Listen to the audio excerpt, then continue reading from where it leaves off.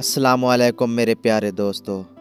افسوسناک بات یہ ہے کہ ہم نیکی اس وقت کرتے ہیں جب برائی کے قابل نہیں رہتے۔ جب ٹھوکر کھا کر بھی نہ گرو تو سمجھ لو دعا نے تھام لیا ہے۔ دنیا کی محبت اور نفسانی خواہشات انسان کو جنت سے دور اور جہنم کے قریب کر دیتی ہیں۔ اللہ کے معاملے میں اتنا نہ سوچا کرو کہ آنکھیں بند کر کے اعتبار کر لیا کرو، کیونکہ یہ معجزوں کا راستہ ہے۔ مانگنے والے کو دنیا دیتی ہے اور دینے والے کو اللہ دیتا ہے۔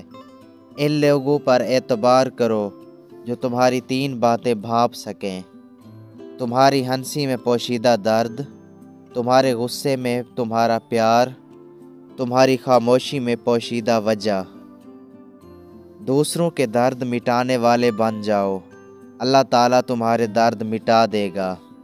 اگر کوئی تم کو صرف اپنی ضرورت کے وقت یاد کرتا ہے تو پریشان مت ہونا، بلکہ فخر کرنا کہ اس کو اندھیروں میں روشنی کی کرن میں تم نظر آئے ہو۔ عقل مند وہ نہیں جسے صرف اچھائی اور برائی کی پہچان ہو، بلکہ اصل عقل مند وہ ہے جو اچھائی کی پیروی کرے اور برائی سے اجتناب کرے۔ مصیبت انسان کو پریشان کرنے کے لیے نہیں، بلکہ انسان کو بیدار کرنے کے لیے آتی ہے، تاکہ انسان کا رابطہ اپنے رب سے برقرار رہے۔ 3 اشخاص کی توبہ قبول ہوتی ہے: اپنی غلطی پر شرمندہ ہو اور اپنی غلطی پر اللہ تعالیٰ سے توبہ کی طلب کرے، آئندہ اس غلطی کو نہ دہرائے۔ پیدائشی طور پر انسان نہ تو فرشتہ ہے اور نہ ہی شیطان، لیکن اپنے اعمال کے ذریعے فرشتے سے بھی بہتر ہو سکتا ہے اور شیطان سے بھی بدتر ہو سکتا ہے۔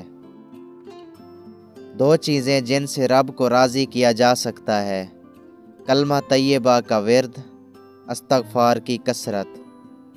تم کرتے ہو وہ جو تم چاہتے ہو، لیکن ہوتا وہی ہے جو میں چاہتا ہوں۔ تم وہ کرو جو میں چاہتا ہوں، پھر وہی ہوگا جو تم چاہتے ہو۔